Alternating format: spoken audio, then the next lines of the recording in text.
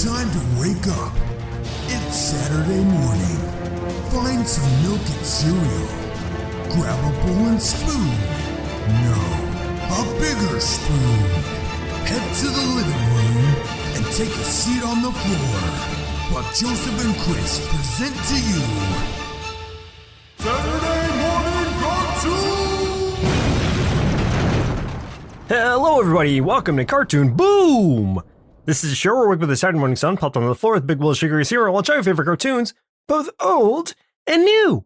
I'm Joseph. And I'm Chris. Pew, pew, pew, pew, lasers. Why you always with the guns there's and lasers. the shooting? There's lasers in here. I mean, yeah, okay, it works for this one. And blink, blink, blink, blink, blink. That's my, that's my something got shot in a video game and then died noise. Yeah, because this morning we watched Glitch Text. Is this Nickelodeon or Netflix, or is it both? It's Nickelodeon. No, Nickelodeon. It's both. Nickelflex. Nickflix. Ooh, there we go, Nickflix. This was suggested to us by Retro Cabal via Twitter. Thank you. Ah, cool. Thank you, Retro Cabal. So the show Glitch Text aired in 2020, and I guess it's still going. Created by Eric Robles and Dan Milano, produced by Nickelodeon Animation Studio. It ran so far for 2 seasons, 19 episodes, originally on Netflix because it's a Netflix exclusive because Nickelodeon signed a deal with them. So, I'll get into that in a minute. But for a short synopsis, game world monsters are wreaking real world havoc. Here comes tech support. It sounds like something you and I would have written, to be honest. Like, yeah. Just like throwing in like monsters from video games just start attacking the real world. That description doesn't do it justice. Like, there's so much to it. We will dive into that a lot more deeply in a second.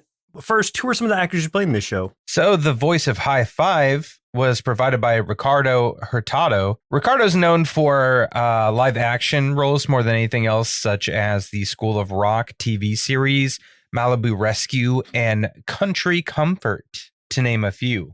The voice of Miko, or Miko, was provided by Monica Ray, who doesn't usually do a lot of voice acting, but she is the writer, director, storyboard artist, and voice of the character Kiki in the cartoon called Big City Greens. The voice of Mitch Williams was provided by Luke Youngblood. Again, this is somebody that is known way more in the live action world.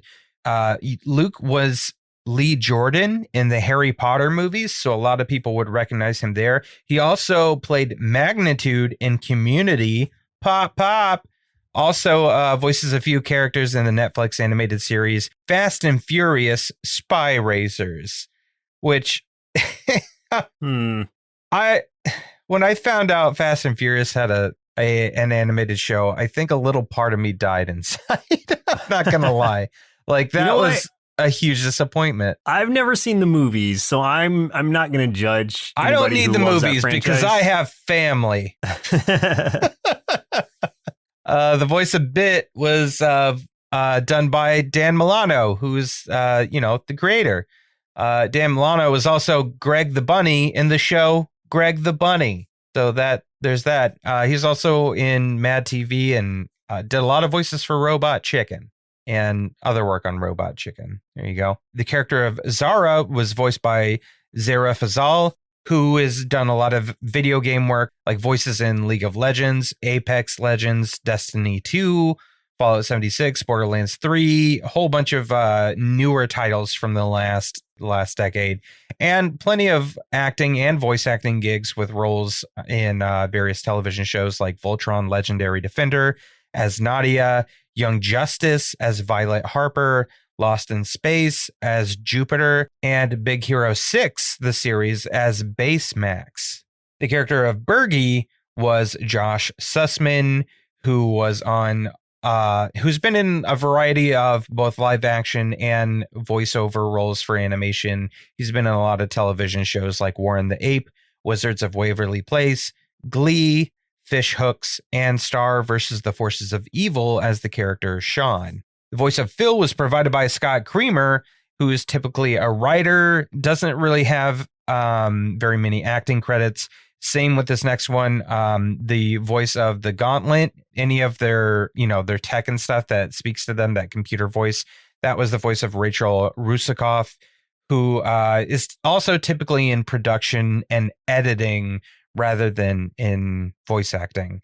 So that is your cast. A lot of them fairly new to the voice acting stuff, but did an excellent job in this cartoon. Yeah, I was gonna say, like, the voice acting was really well done in this, especially for some of those people who, like you said, the one girl who played Miko, like, wrote, directed, and played the voice of the other character you were talking about in that other show.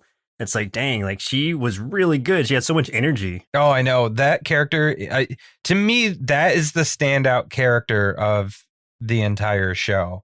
I'll talk more about her as we get into all the plots and our feelings on everything, but for sure, Miko was a standout, and I think honestly steals the show. Yeah, I could totally see that. Can I ask you, and maybe you'd have to re-listen to it, but in the intro, what it sounds like, the intro voice, it's like, who knows what really happens when games glitch out or whatever. That sounded to me like Justin Roiland from Rick and Morty. I don't know that it is, but it sounded so much like him. I think you could be right. I'm not sure either, and I didn't see any info about that. I mean, I didn't go out and search for it, but the voice came to, like, I was like, this is familiar, but I couldn't place it. That happens a lot. There's a lot of not only voices, but sound effects and music throughout the series that I'm like, this is part of something else, or an homage to something else, or this is someone's voice that I've definitely heard this before, and I'm trying to, like, connect those dots, because there's tons of homage and things to other properties throughout this series. Like, every episode has something, so I would not be surprised. Yeah, and I also do want to say, if Jack Fox is listening to this episode, that he recommended a certain episode we watched that we did not watch because I forgot until after the fact. And I don't even remember what the episode number was, but apparently it was a Castlevania-like episode. And I really wish now that we would have watched that, because I love Castlevania. But I'm gonna watch this show anyway, so I'll see it eventually. There we go. But I just wanted him to know that I didn't forget, but I did forget. You know what? It's his punishment. It's his punishment for getting us to watch the Christmas tree. Yeah. You've been punished. You're banished. So here's a few tasty marshmallows out of our big bowl of Glitch Text cereal. Glitch Text is Nickelodeon's second animated series to premiere only on Netflix. The first one was Pinky Malinky, which is about a hot dog living in a human world, because of course it is. That's weird. A lot of the characters from this show, a lot of the voice actors were people that did work on that show in like in producing, editing, things like that. I didn't read all of those because it was kind of few and far between for a few of them, and it just seemed like background info, but I did see that come up on a couple of their resumes there. So that pulls some things together for me. Yeah, I don't really know much about that show other than being about a hot dog, but if it's as fun as like something like Misadventures of Flapjack was, and I definitely need to at least check out an episode of it to see how it is. Can I ask you something? How do you feel about anthropomorphized food? I'm fine with it. I don't have a problem with it. I mean, I saw that one, I don't remember what the name of it was, but that like kind of raunchy, like anthropomorphic food movie. Oh yeah. You remember that one?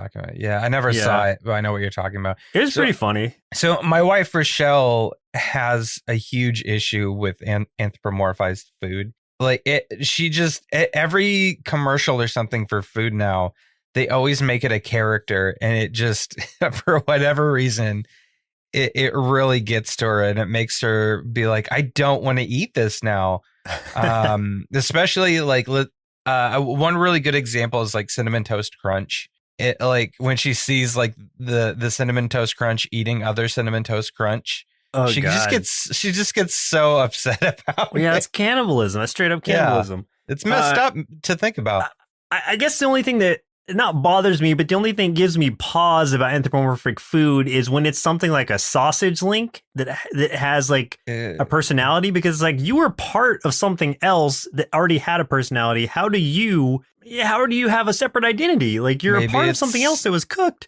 Like I get it if it's like cow. if it's like fruit or something, it's like, okay, an apple, like you're an individual. You can have a personality, but not a sausage link, not a hot dog. Like that's where it's like this Pinky that's Malinky crossing a thing is line. making me think about that, and it's I don't know, it's giving me pause. Yeah, there's the line. It's been crossed. Yeah. And if you're a hot dog, you're all kinds of different things. It makes even less sense to me. Are you just multiple souls combined into one? Is it a fusion you're a thing? conglomeration of souls of different animals. So it's like food fusion. And then if this was like, back in the early 1900s, probably a person or two. Who knows? Who knows? Hot dogs are full of souls. Moving on. Miko's family's house number is 1337, which is Leet speak for Leet, obviously. Yeah. I mean, to us, it's obvious, but to some people, maybe it's not. And this is something where I guess I want to preface this whole show by saying, even though I think it's a really fun show for us, maybe other people have different opinions who aren't like so deeply enveloped by all this or haven't been most of our lives with the Leet speak and all the video game talk. Like some people might not have the same appeal to certain people as it does to me personally, at least. I could see that. Lastly, the Hinobi store is in the same strip mall as the Groovy Smoothie, which was the smoothie shop the kids went to on iCarly in 2007, which is another Nickelodeon series. So I guess it's like a crossover thing, but I don't know what weird. iCarly... I know iCarly is like a live action thing, but I've never seen it, so I don't know much about it. Yeah, I don't really know much about it either, other than, I don't know, one of those singers came out of there. That's that's all I know. one of those singers. One of them singer girls. One of those Selena things. Selena Gomez. It probably wasn't even her. It was, I don't know. But it was somebody. So it's a shared Nickverse is what I'm saying.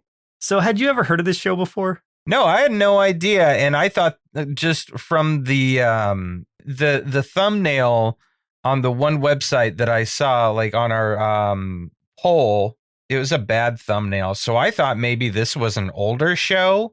I had no idea this was a brand new show. So this completely took me by surprise. This was one of those pleasant surprises to me because I didn't know it even existed. Now I'm so glad I know about it. And before we move on, just want to give a real big thank you to everyone who's left us a review on Apple Podcasts so far, or other platforms that allow you to leave a rating that I conveniently forget exists and then don't read those.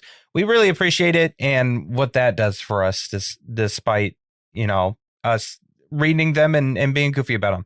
But I'm only going to ask you the usual at this time, which is that you do us that extra little step and share your favorite episodes and clips on social media. We're needing to do a big push for all the Nerd Sloth shows in this last half of the year. And that's the best way you can lend your support to the podcast at no cost at all. It's all free. But if you don't mind slinging a few coins our way, don't forget that you can join the Nerd Sloth Treehouse by subscribing on Patreon, where you can enjoy the video of Joseph and I watching the full Christmas tree special in all its horrible glory, along with another bonus episode of Cartoon Boom that's never aired on this feed. That is about a 90s special called Cartoon All-Stars to the Rescue. To access that content, again, head to patreon.com/nerdsloth. And we are definitely planning more exclusive content like that for the near future. So let's just go ahead and jump into the episodes we watched for today's show. We started with, obviously, the first one, which was Age of Hinobi, Season 1, Episode 1, where a tournament for the city's best gamers brings together High Five and Miko, two competitors who figure out something suspect is going on. Yeah, I like how this opens up too, because this opens without those two, and instead we're seeing this character who we don't know the name of yet, but we find out his name's Mitch Williams, and we're just seeing these kids playing this video game. Stuff starts going wrong, and this like robot kind of figure comes out of the game and starts attacking this family in their house, and Mitch just busts through the doors, starts shooting this thing, traps it in this gauntlet he's wearing, like a Ghostbuster would catch a ghost in the little Spangler device thing, and then wipes their memories Men in Black style and does something that like he hits a little button and it automatically fixes the whole house. And then he drives off, and we find out that he is technically what would be a Hinobi tech support. And the console that the kids were playing is a Hinobi like gaming console. And from there, like that's our introduction into the world. That and like as he's driving away, you hear like a noise and a scream somewhere farther off because he's basically just driving around looking for glitches in this area. And it's just like, oh man, okay, so in this world, like Hinobi, so let's say this is like Nintendo, like every Nintendo Switch, 64, whatever, has the possibility to manifest a glitch that makes whatever villain or something come out of your your TV screen and manifest in real life. And these guys have to go in and catch it and fix everything and make you forget. And that is such a cool concept. Like, dang, man. Yeah, that's basically like saying anytime you're playing a video game and like you have a little stutter or something, imagine a monster coming out. And in this world, that's how it plays out. But since their memories are wiped, like they might see the stutter, but then it just returns to normal because they don't remember any of the other happenings of it since they got Men in Blacked. It's just such an interesting approach that they take with this. I didn't know how I was going to feel about it at first, but all those combination of things where it's like Ghostbusters, Men in Black, and just video game everything, it just really made it appeal to me almost immediately. We then start getting introduced to the other main characters. The first one, High Five, he is working in the food truck, supporting his family, even though he's still a kid. And there is like this big tournament that's going to take place with Hinobi. It's the Smash tournament. It's like, yep, that's if you're wondering if that's homage, yeah, obviously, because Smash is a huge tournament in real life, you know, Smash Brothers, but in this it's Hinobi Smash. Very different game, but I'm sure that name was chosen for a very specific reason. And we get to see some of his expertise at video games because like the neighborhood kids call him outside to like beat this platformer game for them, which was Chomp Kitty, which looked really fun. And comes into play a little bit later. So it's important to know that like pizza powers up Chomp Kitty and we just get to see the character. We don't think anything of it at the time, but it does come up again later. But yeah, he has this bracelet and he's not telling his grandparents that like the tournament's today because he knows he needs to help and he's trying to be responsible and all that. We skip over to Miko, who is like a Guitar Hero master, basically, that's the kind of game she's playing on the TV. Yeah, she's a Guitar Hero prodigy. She's this like gothy kind of girl, at least like in how she dresses and stuff. And so I instantly loved her. And her personality is hilarious. She's so funny, so hyper, so funny and goofy. Just she brings the energy to this show, whereas Five or High Five, he's a little bit more awkward and nerdy. He's a little bit more of that kind of archetype. So they're a great team together once they finally meet up, which they do pretty soon. And I wouldn't describe her as goth because it's not her attitude at all. No, just the looks a little bit. Well, maybe, but she's got like brightly colored hair. Like it's almost like chromatically colored. It's like blue, yeah, there's purple, like purple, green. blue, black, green. So she is also in this tournament, but she's kind of grounded to stay home because I don't know. Oh, what? Not even to stay home. Like she's supposed to go out for like family day with her large family, and like they all go out, so she just like waves them off and stays home so that she can participate virtually in the Smash tournament as well. Yeah, and I love how she tricks them by basically dressing the dog up in her hoodie. And oh yeah, they just don't even notice. Right, it's like a Home Alone thing. Yeah. She gets to stay home. She attends remotely because she also has the bracelet where she is one of the best gamers in the city that has been invited to this tournament. High Five's grandparents find his bracelet. They looked it up online and they confront him and they're just like, no, like it's our job to worry about, you know, replacing you if it ever comes to that.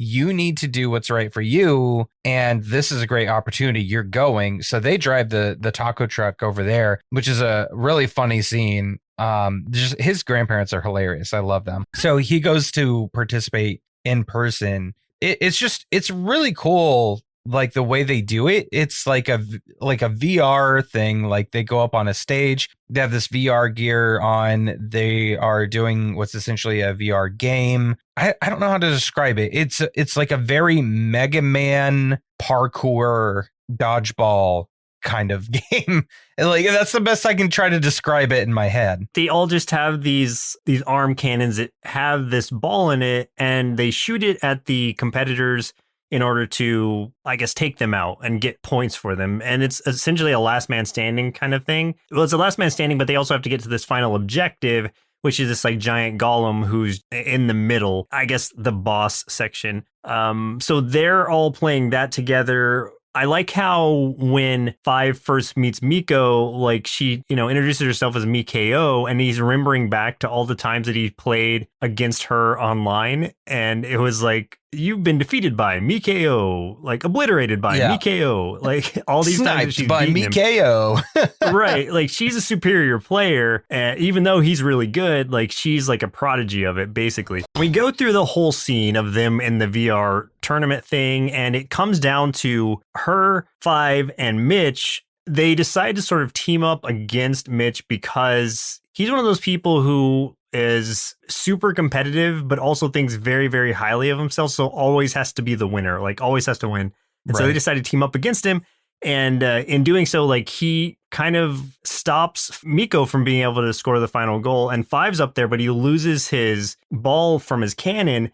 And so Miko shoots hers up to him and allows him to make the final score with it. Yeah. And that is what ends the game, but also brings out a glitch monster, which is, I guess that golem in the middle glitches out and starts to come out of the game. And they're trying to pass it off as like augmented reality. Yeah, they're like, haha, AR is real cool, huh? Yeah. That was kind of fun. Like everybody in the audience is freaking out. Like, what the? But I mean, the other glitch techs, like we see some other ones in attendance and stuff, aside from Mitch, they spring into action, they stop the thing, and then they wipe everybody's minds. But there's an error when they try to wipe Miko, and it doesn't work on her. She just gets knocked out. So the next day, Miko and everybody else, I mean, like the news is on, and basically, like, no one remembers everything. It's being reported that, per the usual, Mitch Williams won the tournament, blah, blah, blah. And Miko's like, that's not right. And everything has been swept under the rug. So Miko goes to seek out High Five in real life and tracks him down. He's got no memory of anything. So she's doing her best to jog his memory, trying to convince him not only did they compete together, and has to introduce herself all over again. And he goes through that whole thing again of remembering all the times that she's beat him, and he gets super embarrassed. Yeah. So he goes through that again. But he starts to believe her, at least wants to believe her, and they start following Mitch around, and they see that he can manipulate people's memories, and he abuses it by using it on people in like a fast food drive-through so he doesn't have to pay for stuff, things like that. They confront him, get into a bit of an altercation, and accidentally release a glitch, which he calls a very serious situation. Yeah. And it gets released into a nearby arcade. I do want to say the name of the fast food joint that he basically So robbed, because it was stupid. called Mama Miyamoto's Spaghetti in a Bucket. And just like the call The over Miyamoto is to very- Miyamoto, of course, and also just spaghetti in a bucket, where we put spaghetti in a bucket is their catchphrase. And Yeah. it's an awesome nod and a funny name. So it's just great on both accounts. They always are just like, where we put spaghetti in a bucket. Okay, the reason it sounds like we're talking about this episode for a long time is because it was a 2-part long. episode. And it was like 40-something minutes. So it's not that we're just stretching it out. It's just a long episode. So they get locked in this truck once they re-encounter Mitch, and he keeps trying to wipe Miko's mind, but she is impervious to it for unknown reasons. And so like he ends up just locking them both inside of his van. That's where they find the gauntlets for the glitch techs, and then they also meet BITT, who's the binary intelligence tech trainer. and he plays a large part in this series too. He's one sort of like teaching them like how to use the armor and the upgrades and whatnot. And that's when they are taken over to the arcade to help out Mitch, because the glitch has infested the Chomp Kitty arcade and has now personified as the Chomp Kitty. Yeah, and that is just a fun scene. I loved seeing all of the different like baddies just loose and running around. It was just pure chaos for a little bit. Balrog from Street Fighter was in there. I thought that was cool. Yeah. And there were probably a lot that I missed too. I think there were a bunch of skeleton warriors too. And yeah, I'm telling you, like there were probably so many callbacks to games that I just like have forgotten or just didn't even notice. It's chocked full of that kind of stuff. Oh yeah, there's so much that you'd have to like watch it a few times or like just go back to that scene to try to catch everything. But it was really fun. Yeah, they do their fighting and stuff. I love when the Chomp Cat jumps into the ball pit and is just eating all the balls, because they find out the glitches operate on a real low level and he thinks they're pellets. Yeah. Just like, Pac-Man in a game. And I thought that was great. He also starts eating kids too. Yeah. Why not? But then it gets resolved with a pizza. Yeah, or at least a slice of pizza. So the pizza powers up the cat at first and turns Chomp Cat bigger, but then 5 finds out how to reverse the polarity of the power up to make it a debuff. So that's what ends up like, I guess, powering the cat down or defeating the glitch. All the kids and Mitch also, who had gotten eaten by Chomp Kitty, like they all come out of it, like they kind of explode out once it's defeated. Then that they put Mitch in a position where they're like, okay, we're just going to wipe your whole gaming career out. Like we're going to wipe your mind now, because his gauntlet was broken or taken or something. So he is just kind of like begging them not to do it. And he informs them that even though they thought 5 won the tournament, it was actually Miko, because it was her ball that was used in that final score. Yep. And then he sort of like begs, not so much for forgiveness, but just for his memories and everything, and basically begs to not be ruined. Yeah. And it kind of offers them a job with Hinobi as glitch techs to kind of like to spare himself, because Mitch honestly is all about himself. Mitch is looking out for Mitch, but he lives up to it. He's able to get them a job with Hinobi, and we basically end this episode with them getting introduced to their new jobs and seeing all it has to offer, which is really cool. The next episode we watched for today's show was one that I chose, which was Smashozaurs, which was season 1, episode 4. I chose it just because I liked the name of it, but it actually ended up being a really cool episode. When an ultra rare, ultra dangerous glitch turns Casino into a character from his favorite video game, it's up to High Five to save him.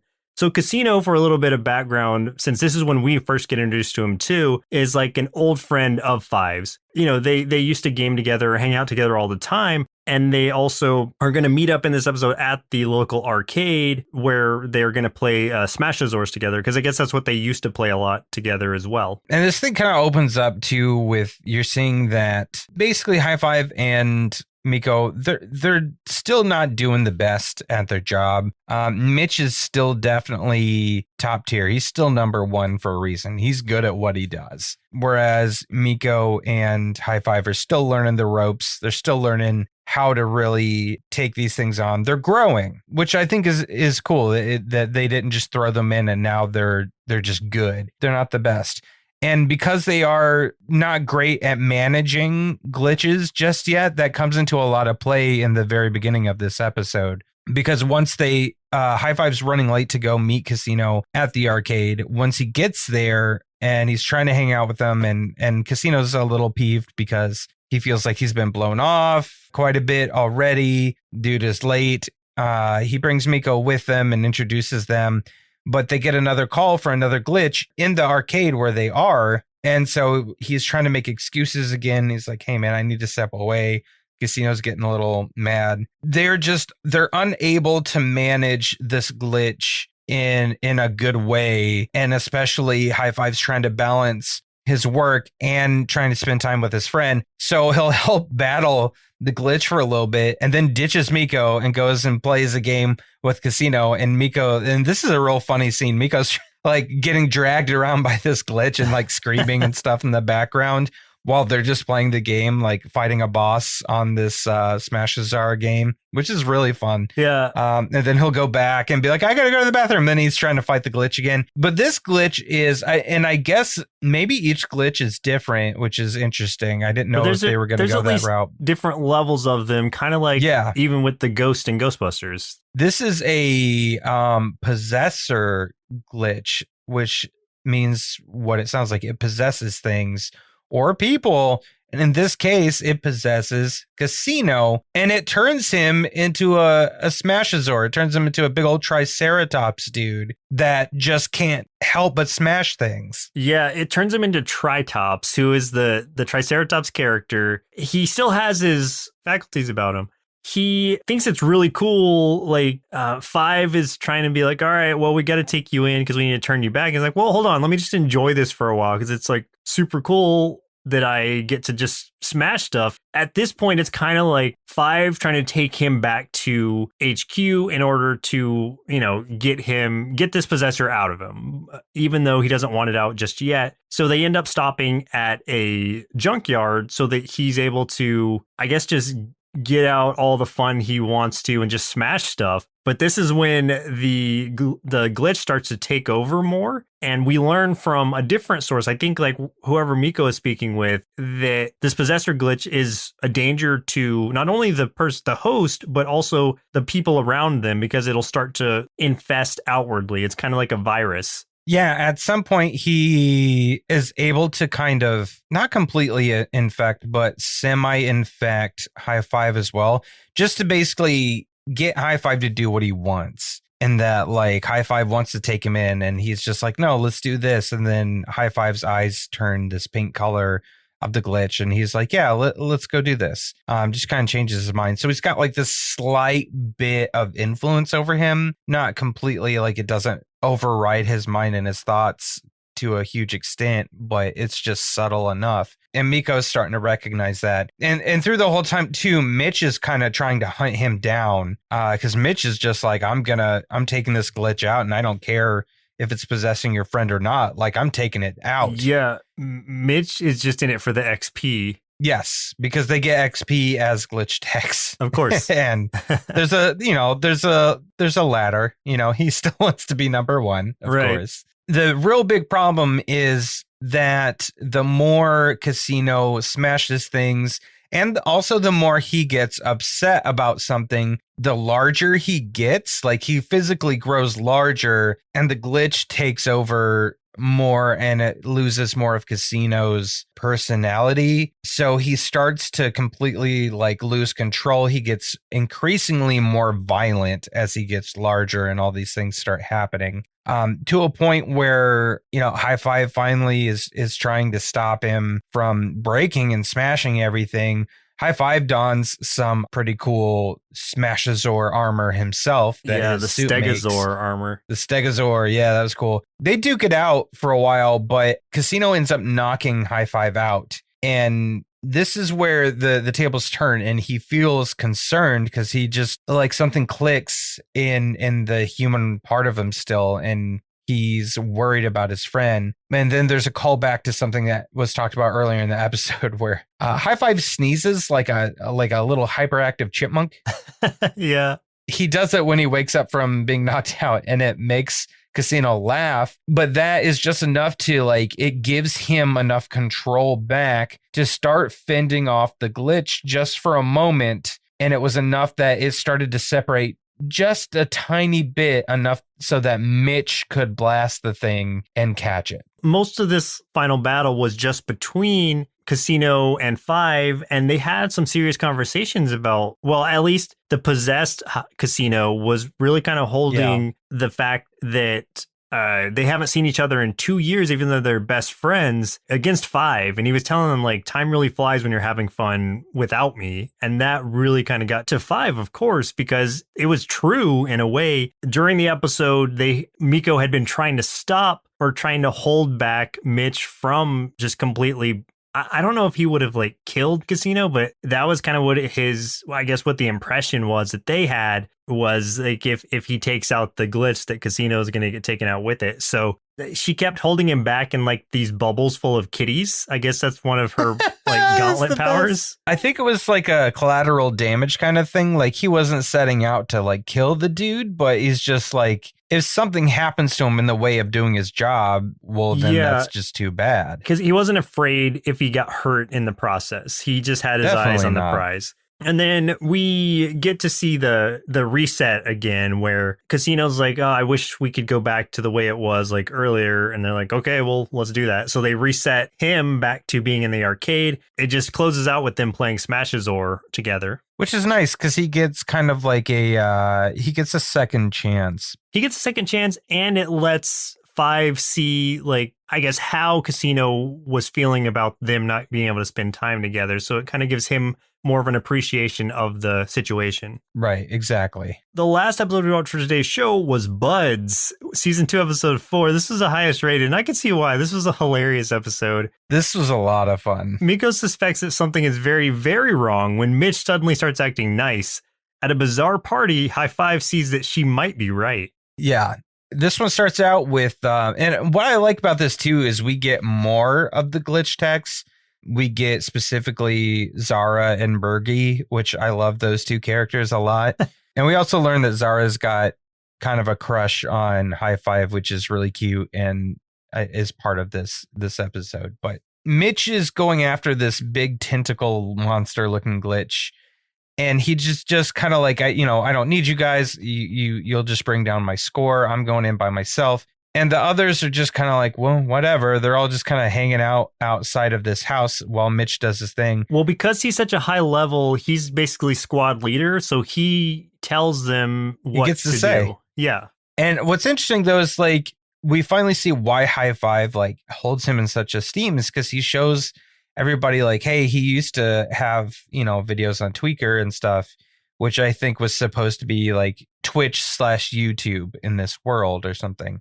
And it's him like really young doing Let's Plays and stuff. And they're watching these videos of Mitch like doing some real normal Let's Play kind of things. And he's really young. He's really nice. He's just so different. And they're trying to figure out, man, like just what happened to this guy that changed him so much. But it's kind of nice to see that, one, he wasn't always such a jerk. And two, now there's like a reason that High Five really liked him. Because there's definitely not much to like about him at this point. Yeah. So after like he beats the tentacle monster and everything, or thinks he does, like that's when I don't know if you said it already, that's when he gets confronted by Five about like using teamwork, and it's not just about him. They go back to the base and we see that part of this glitch had kind of gotten stuck to Mitch, or at least hitched a ride on Mitch's back. And this glitch in particular is kind of like a pod people type thing where it clones, like it puts the individuals in bubbles and then clones them, or in little cocoons, and then just makes clones of them. But the funny part is that all these clones are wearing these like hats that say Buds on them, like BUDS, like it's an acronym, but we don't know what it's for yet. Then that's where we get this fake Mitch, but no one knows that at the time. It comes out when he's in the restroom and then just clones him from there. And so we're seeing Mitch just really be nice to everybody. And even though they're hesitant at first, Five ends up kind of falling for it and believes him, but Miko is skeptical the whole time. Yeah, she's just like, people don't just change like that, especially all of a sudden. But it's showing that like High Five, it's just him kind of wanting to see it. It's him seeing the kind of Mitch that he looked up to when he was younger. And now this dude's being nice. He's like, I'm going to give you guys all my XP points that I've been earning to show you that I took what you said to heart. I'm even going to throw you guys a party, all kinds of stuff, which he does. He throws this huge party, also with the help of Phil, who like Phil gets kind of weirded out by it too. He's just like, what, why are you doing this? Yeah. And he takes Phil to this back room. All of a sudden, Phil's sporting this pink hat that says Buds on it too. And Phil's being super nice and energetic and everything. And they're all just like dancing and having a good time. And it's like slowly over the course of this night, this party, more people start ending up with that hat. I liked Bergie as a character too because he's very devoted to Mitch. Like he follows his orders, he looks up to him so much. When we find out about like his kind of alternate identity in the gaming world is Dark Krista, who is like an elf or something. I guess I'm assuming a Yeah. female elf. Yeah. Yes, Dark Krista. Yeah. And that's who he comes to the party as, which is so great. I love it. We're seeing, he's really shy. He doesn't know what to do. He doesn't know how to dance or anything, or doesn't want to because he's too timid. But then he gets taken to the back room and comes out with the hat and he's just dancing and everything. So everybody's like personalities are coming out. Like everything they were holding back on is they don't have any filters anymore, basically. Same with Zara, who, like you said earlier, has a crush on Five, but Five doesn't necessarily know it because she's not like expressing it to him. She is nervous about it. But when she gets possessed also, or when she gets cloned also, like this Zara is not shy about it and comes out and like tries to start hitting on Five also.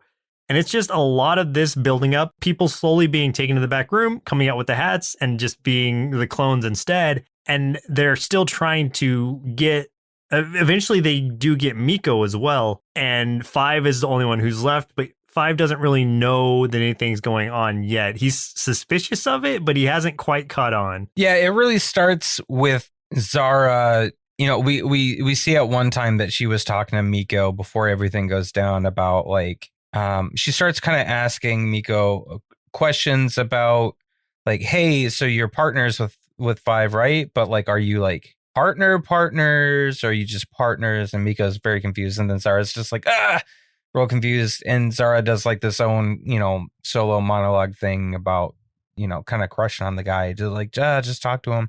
So we're like, okay, she's very shy about that kind of thing. Then all of a sudden she shows up and she's got the hat on. Her eyes are a different color and she's just in his face like, hey, I like it when like this about you. And she's just like really aggressive about it. Yeah. And that's when he's just like, whoa, okay. And then Miko shows up and is totally not Miko anymore.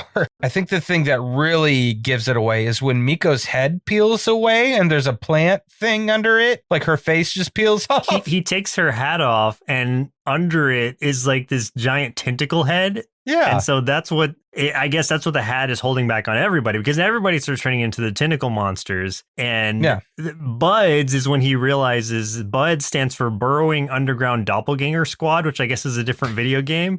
So it's like, oh, Buds. Okay. Mitch is trying to convince Five this is the right way because he's like, this Mitch can be a team player. This Mitch can be a best bud.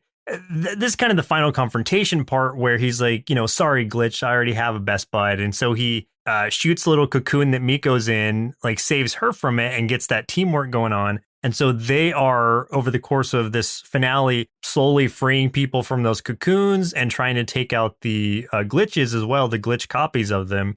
They have to locate the final or the original copycat glitch, which is that little like spore that had hitched a ride on Mitch earlier. And so Five is having to like sit there and calculate it with or detect it with his gauntlet, and everyone else is around him shielding him. And, they're not able to hold up for too long because there's all these things getting thrown at them at the same time. This is where Mitch finally like proves that he can be a team player by jumping into the last minute to give Five enough time to detect that original copy and take it out. Yeah, I love this last scene here because you get to see like all of the glitch techs in action against this huge glitch, and specifically that team of Five, Miko, Zara, Bergie, all together. Basically, they make a shield around Five as he's trying to, detect that one spore that they need. And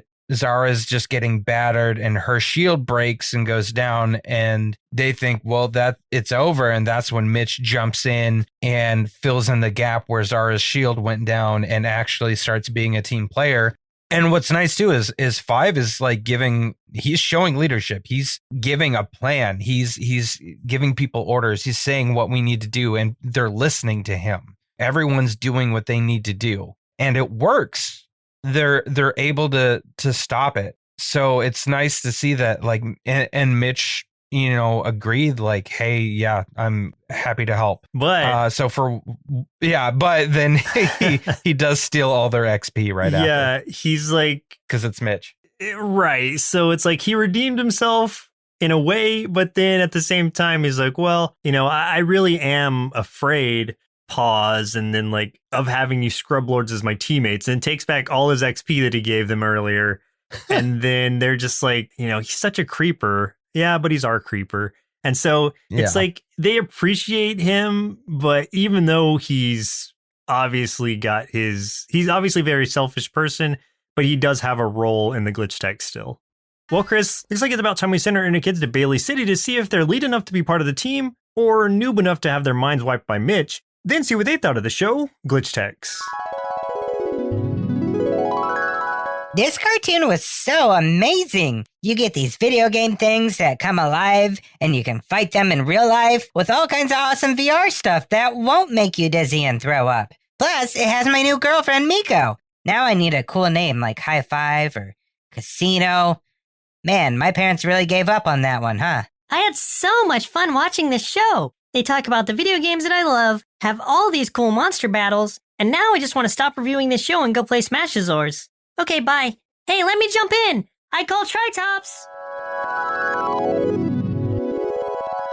If this sort of happened in real life, just what baddie do you think would pop out of your screen first and attack you? Is it a glitch based on like what kind of games I play the most? Yeah, like what sort of dude do you think would be popping out of there? I'm feeling like it's going to be some kind of Metroidvania type monster and or Souls-like. So it could be some really dark demon type thing. Ooh, that'd be interesting. Yeah, so I'm thinking just one of those like weird Dark Souls bosses would probably be the glitch that pops out. So it'd be pretty terrifying. That'd be pretty rough. Yeah, mine would be bad too. I think I'd have a Jotun because the last game I played was Tribes of Midgard. Oh, yeah. Oh, my God. So I'd have a giant glitch Jotun stomping around everywhere. So that'd be fun.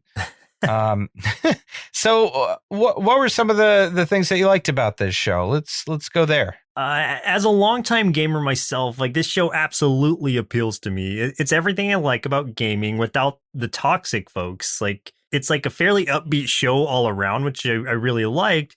I mean, I guess Mitch is like the toxic kind of gamer, but they play it up as if he's got that as an annoying personality trait. And that's something you don't get to see too often when gaming's portrayed in any kind of media. So it's nice to see the positive sides of it and how it can bring people together, not necessarily split them apart. And then all the small nods and references are fun to catch. And I'm sure I missed some of them because there were so many like coming at me all at once.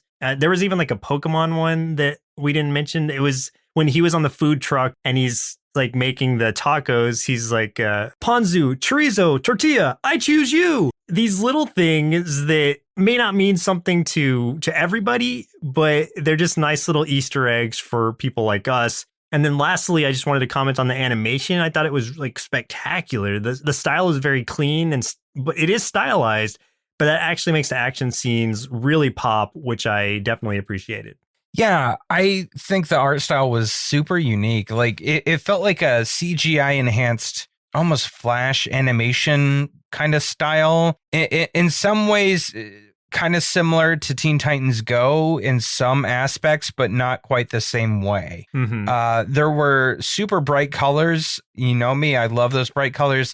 Lots of extra effects added in for emphasis that I really enjoyed, like showing words for certain sound effects that weren't in the game world that were supposed to be in the real world. They would still show like little pop-ups just in the world and stuff like that for emphasis in a way that reminded me of like Scott Pilgrim vs. the World. All of that just totally added to the experience and just went so well with the idea of a show that's so heavily about video games. Music is spectacular and really exciting. The writing is great. There's tons of awesome homage to video games and that world that you've really touched on a lot. And something that we didn't talk about that I really want to hit on is I love the amount of diversity you get in this show as well. And I love that it's included, but it's never called out. Like it doesn't come off in a way that feels like they're using this as a selling point to make them look like, hey, we're a bunch of woke creators. They just have a very diverse looking group of characters that feel very natural, and all of their personalities just shine through. So I just want to give kudos for that, because that really caught my attention and I loved it. And I loved all of the characters in this, maybe aside from Mitch, who you're not supposed to love. Yeah. And they did a good job there because I really don't like him. But all of the other characters, I absolutely love them so much. And I just think that they nailed so many things right with this show, especially with the personalities, with the animation, with how they interact with each other, with how they move and react to things. They even do a little bit of, just to go back to the Teen Titans kind of thing, they even borrow some anime kind of things in a way that shows like Teen Titans and the Avatar series, like every once in a while will use facial expressions and things like that. That's usually found in anime, but every once in a while now we see some stuff like that in American cartoons like this. Every once in a while that happens, especially with Miko, and I enjoyed seeing that as well. I like seeing a blend of those styles. Yeah, it's like the westernized anime stylings that we've become pretty familiar with. Yeah, and I think they're honestly, because that's becoming more prevalent, I honestly think that there is a term for that style of animation. It's just escaping me at the moment. But I was listening to another podcast several weeks ago it was about Avatar, and they were talking about that. And I wish I remember what that was called. But yeah, there is like a certain kind of genre for that now, and I think that's really awesome. Was there anything that you disliked about this show? I think that there were some parts of a few of the episodes that tended to drag a little bit for me personally. Episode 1 did for sure, because it was an extra long one, and there were multiple points where I felt like the episode could have ended, or at least they could have stopped that one, and they really could have, they didn't need one extra long episode. It could have been 2 episodes. And there were multiple points in the second episode we watched where I felt like they were beating a dead horse a little bit with some of the plot points that they wanted to instill. And I'm just kind of was thinking, yeah, I get it. I get where you're going. You've got me. I'm enjoying it. Now let's move along. We don't need to keep rehashing the same ideas in this episode. However, the third episode we watched, I didn't feel that way at all. Not a single second. So I think that maybe they eventually hit their stride after a few tries. So it is what it is. I mean, and that's me trying to be, that's me being a little nitpicky, but there was a couple times in episode 1 and 2 where I did check the clock a little bit, and the third episode we watched, not at all. Yeah, I'm kind of on the same boat. Like I liked most everything about the show. If I had to say anything about it, it would just be that some of the episodes did drag a little bit, or some parts of the episodes, I guess.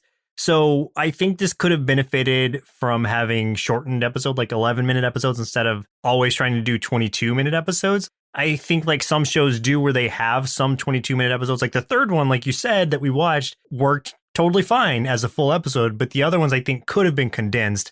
And so I feel like that's an approach that maybe they could make, instead of like really stretching those plot points. But other than that, like I like most things about this show. And overall, I'd give Glitch 5 big bowls of smash it up cereal out of 5. And I think if you're a fan of video games at all, current or retro, then you'll definitely want to check this one out. I really enjoyed pretty much every aspect of this. I mean, there's bits and pieces of it that nod to so many of the things I love, from tons of video games to 90s cartoons to properties like Ghostbusters, Men in Black. It's like they took the coolest parts of so many other ideas, put it in a blender, and then ended up with this delicious cartoon that I'd definitely be interested in watching more of. So I also gave Glitch 5 bowls of Mituation cereal out of 5. Nice.